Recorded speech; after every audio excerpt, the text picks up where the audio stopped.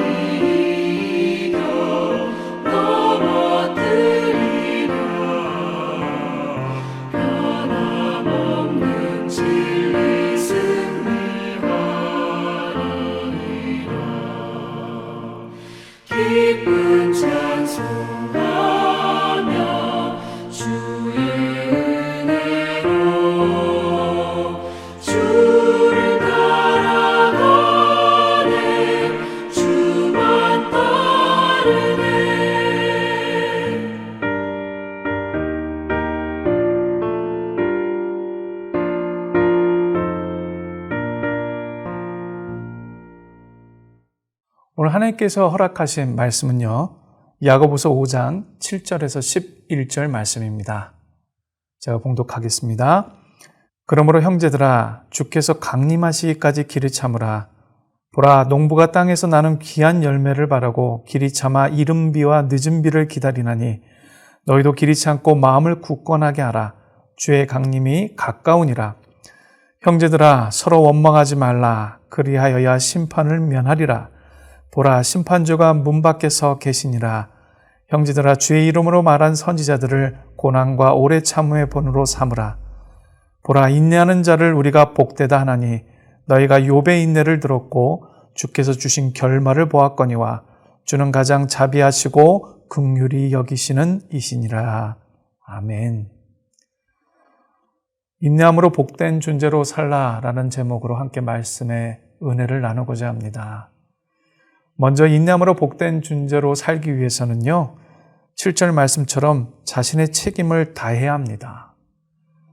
믿는 자가 선을 행하다 낙심할 수 있지요. 또한 충성스럽게 일했는데 알아주는 이가 없고요. 또한 열매도 없고 상급이 없어서 결과가 없다고 낙심하기 쉽습니다. 그러나 성경은 분명히 길이 참고 인내하라고 권면하고 있습니다. 농부가 씨를 뿌리고 비를 기다리는 모습을 상상해 보십시오. 비가 오면 싹이 납니다. 싹이 나면 또한 자라기를 기다립니다. 꽃이 피고 난 후 늦은 비를 기다리고 늦은 비가 오면 결실로 이어지지요. 농부는 믿음을 가지고 그러므로 기다립니다. 마찬가지로 성도들은 길이 참고 인내하며 기다리면 우리 주님께서 곧 오셔서 심판해 주시고 열매를 맺게 하신다는 이 약속의 아주 단순한 진리를요, 놓치지 않으시기를 간절히 축복합니다. 또 두 번째로 인내함으로 복된 존재로 살기 위해서는요, 8절 말씀에 마음을 굳건히 해야 합니다. 자신의 믿음을 견고히 하고요. 뿐만 아니라 선행을 꾸준히 하고 어떤 시험 환난이 닥쳐도 하나님을 따르기로 한 그 결심을 바꾸지 않으셔야 합니다. 농부가 마지막 열매를 볼 때까지는요, 여러 가지의 시험을 만나게 됩니다. 비바람도 있고요, 눈보라도 만나게 되고요, 폭우나 태풍을 경험하기도 합니다. 어디 이뿐입니까? 가뭄도 있고요, 병충해 등등 우리가 상상하지 못할 많은 일들을 만나게 됩니다. 여러 가지 난관을 굳건한 마음으로 참고 기다리면요, 아름다운 열매를 맺을 수 있다는 겁니다. 주님께서 좋은 결과를 가져다 두시고 또한 선악간의 상급으로 반드시 갚아주실 줄 믿습니다. 또 세 번째로요, 인내함으로 복된 존재로 살기 위해서는요, 9절 말씀에 서로 원망하지 않으셔야 합니다. 어려운 환경에서 서로 원망하고 책임을 전가시키고 다투고 싸우면 여러분 서로 다 함께 망하게 됩니다. 달리는 선수가 서로의 오해로 싸우다 보면 마지막 골인 지점에서 두 사람 모두 메달을 받을 수 없습니다. 심판은 심판관에게 맡기고요, 열심히 자기가 달려가야 할 그 길을 달려내야만 합니다. 그러므로 서로 원망하지 않으셔야 합니다. 그리하여야 심판을 면한다고 분명히 말씀하고 있습니다. 조급함과 불만을 가지면 우리가 상상하는 것보다 훨씬 더 큰 재앙을 당하고 맙니다. 충성하지 못한 죄에다 화목하지 못하고 싸운 죄에다가 미워함으로 마음의 기쁨과 평안을 깨트려 버리고 사랑을 버렸기 때문입니다. 주님께서 여러 가지로 책망을 하시게 되고요, 아무것도 이루지 못하는 인생이 됩니다. 성경의 주된 선지자들은요, 주님만 바라보고 인내와 용기를 가지고 살았습니다. 다시 말씀드립니다. 인내하는 자가 복됩니다. 11절 말씀에 보라, 인내하는 자를 우리가 복되다 한다고 성경은 기록합니다. 욥의 고난을 통해 우리는 주님의 뜻을 발견할 수 있게 되는데요, 욥의 고난을 여러분들 이미 알고 계실 겁니다. 자녀가 다 죽었습니다. 재물도 완전히 사라져 버렸습니다. 부인도 이를 통해 배신하였고요, 친구는 위로한답시고 와서 오히려 마음을 혼란스럽게 하고 그의 믿음까지도 시험하며 괴롭힙니다. 이것으로 끝나는 것이 아니라 그 몸에 또한 질병을 갖고 오래도록 고생하고 고통받습니다. 한 가지도 우리가 참을 수 없는 이런 내용들인데 이 모든 것들을 한 몸에 짊어지고 참아내야 하는 것, 그래서 우리는 욥을 위대한 사람이라고 얘기를 합니다. 인간으로서는 도저히 감당하기조차 어려운 상황 속에서 욥은 인내와 참음으로 건강을 회복하였고요, 10 자녀를 다시 얻게 되었고요, 모든 재산을 이전보다 배나 더 받았다고 성경은 기록합니다. 욥은 고난 중에서 하나님을 원망하고 미워하기보다는 오히려 그분을 찬양하고 주님을 바라보고 믿었다는 사실을 성경은 분명히 이야기하고 있습니다. 어디 이뿐입니까? 성경에서는요, 형제들의 시기심으로 노예로 팔렸고 또한 오해로 감옥에 가게 된 요셉의 이야기를 또한 소개합니다.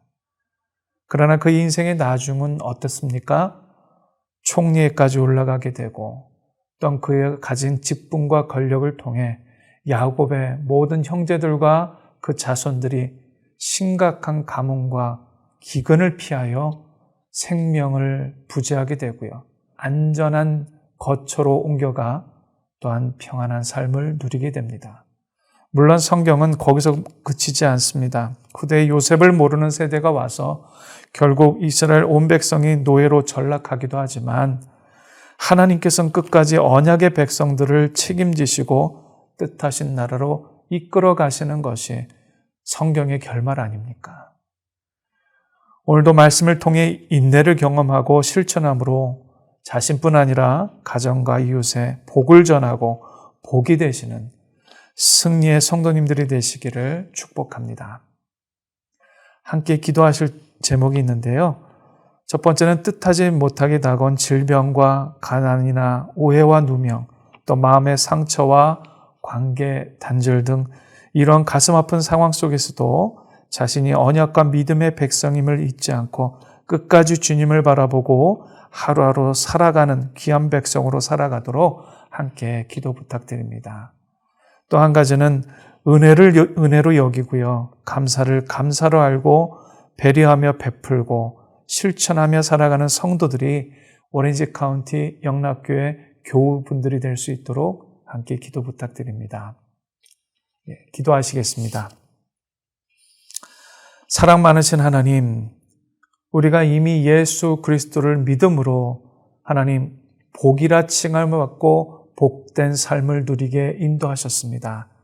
그러나 우리가 하나님의 은혜를 받은 것을 망각하고 자신의 순간적인 유익과 욕심에 끌려 세상의 기준대로 살아가고자 하는 우리의 육체의 옛 습관이 여전히 남아있음을 주님 앞에 부끄럽게 고백합니다. 하나 억울하게 받은 것을 배로 돌려주려는 이런 사악한 우리의 죄성된 마음들이 여전히 우리 안에 있기에 주 하나님 인내와 참음으로 그 모든 것을 주님께 내어드리고 모든 판단을 주님께 내어드릴 수 있는 넉넉한 마음을 소유할 수 있는 그런 믿음의 사람들이 될 수 있도록 도와주시고 원수를 원수로 갚는 것이 아니라 오히려 긍휼과 사랑으로 덮고 그것을 넉넉하게 하나님의 말씀으로 세워나가는 그런 하나님의 백성들이 될 수 있도록 주님 우리를 붙잡아 주시옵소서. 살아계신 예수님 이름으로 기도합니다. 아멘.